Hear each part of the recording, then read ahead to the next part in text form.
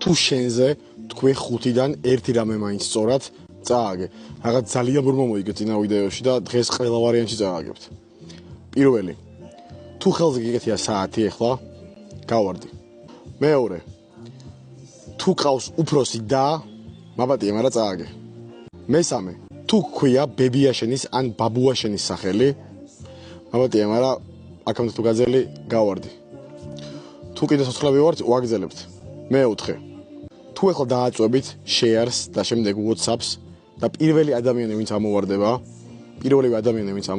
share და მე WhatsApp-ის დროს არის თქვენი ოჯახის წევრი, ბოდიში მაგრამ თქვენს გავარდით.